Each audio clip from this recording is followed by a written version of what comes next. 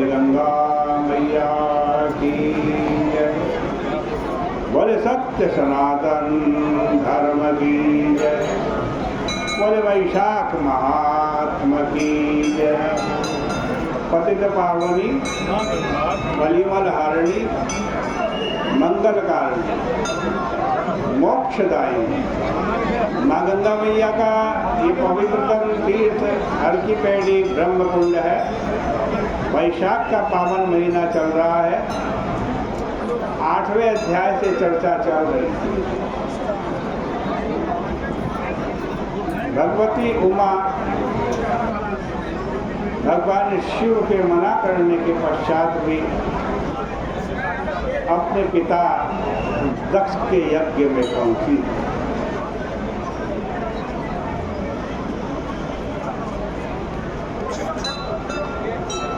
वह यज्ञशाला में जाकर फिर अंतःपुर में गई। उमा को सब लोग देख तो रहे हैं लेकिन बातचीत कोई उनसे नहीं कर रहा, सब चुप है। यह देखकर दुखी होकर वे वहां से निकली और पति के वचनों का स्मरण करके यज्ञशाला की उत्तर वेदी की ओर चली।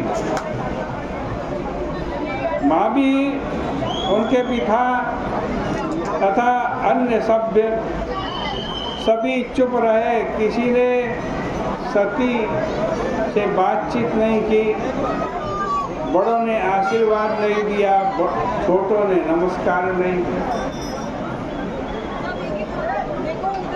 अब सती ने देखा कि सभी देवताओं की आहुति दी जा रही है और रुद्र की जब आहुति होती है वहां तक वो खड़ी रही, देखती रही कि भगवान शंकर को भी इस यज्ञ में आहुति दी जाएगी।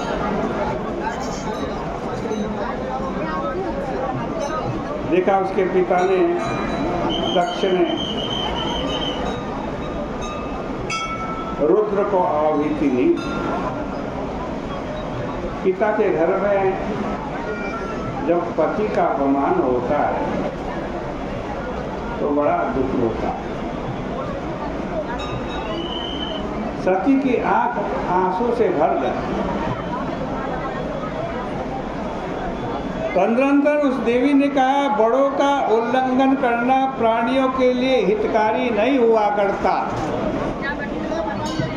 जो संसार का निर्माता एवं भरण पोषण करने वाला है, सबका प्रभु है तथा नित्य है, उस महाप्रभु रुद्र के लिए हवि आहुति क्यों नहीं दी जा रही? आज वे इन महात्माओं में से क्या किसी ने तुम्हारी दुर्बुद्धि का हरण नहीं किया? क्या वैसे कोई महात्मा ही नहीं है अथवा इन सभी के विधाता विरुद्ध हैं? इस प्रकार कहते हुए उन्होंने देखा कि पूखा नाम का देवता हंस रहा है। भृगु नाम के ऋषि दाढ़ी फटकार रहे हैं। दूसरे लोग भी हाथ पैर जंगा और काक फैलाने वो फटकारने लगे। उनके अभागे पिता ने बहुत प्रकार से भगवान शंकर की वहाँ सती के सामने निंदा की। यह सुनकर रुद्र की पत्नी सती ने क्रोध से व्याकुल होकर अपने सुने हुए इस पाप अर्थात अपने पति की निंदा सुनने का जो उन्हें पाप लगा, उसका प्रायश्चित उस पाप को शोधन करने के लिए अपना शरीर त्याग दिया। सभी लोगों के देखते देखते वेदी के ऊपर ही होमाग्नि में महान हाहाकार हुआ और भगवान रुद्र के गण प्रमथ आदि शीघ्र दौड़े और आकर देवों के देव भगवान शंकर से सारा वृत्तांत सुनाया। यह सुनकर के महेश रुद्र ने यमराज के समान कुपित होकर एकाएक उठ करके हाथ से जटा को उठाकर पृथ्वी पर पटका। उससे महाबली भीम का वीरभद्र भगवान उत्पन्न हो गए। बोले वीरभद्र भगवान की जय। उसकी हजारों भुजाएं थी, वो यमराज के समान तेज वाला था।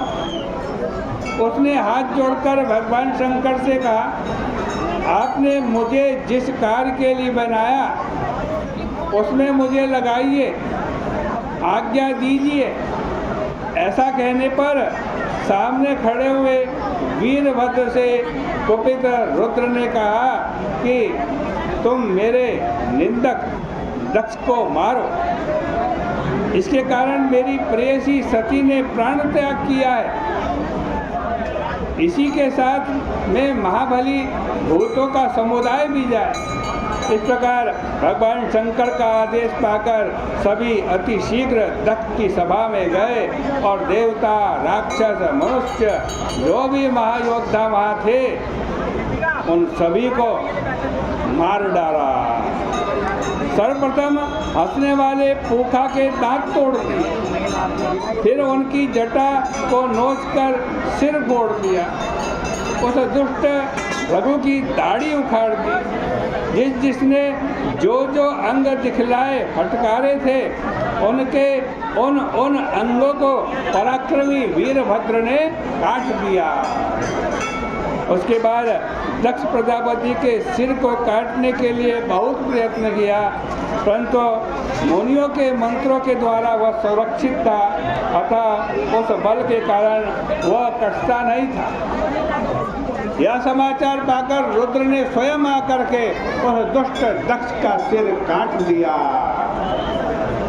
यज्ञ में स्थित सभी विरोधियों को इस प्रकार मारकर अनुचर सहित भगवान शंकर फिर कैलाश पर्वत पर चले गए। कुछ जो मरने से बचे थे वो ब्रह्मा की शरण में गए। उन लोगों के सहित ब्रह्मा जी फिर कैलाश पर्वत पर शिव जी के पास गए। तब भगवान शंकर को अनेक प्रकार की शांतिपूर्ण बातों से शांत करके उन्हीं के साथ श्री ब्रह्मा जी दक्ष के यज्ञ पर गए और उन्हीं के द्वारा दक्ष के सभी सभासदों को जीवित किया गया।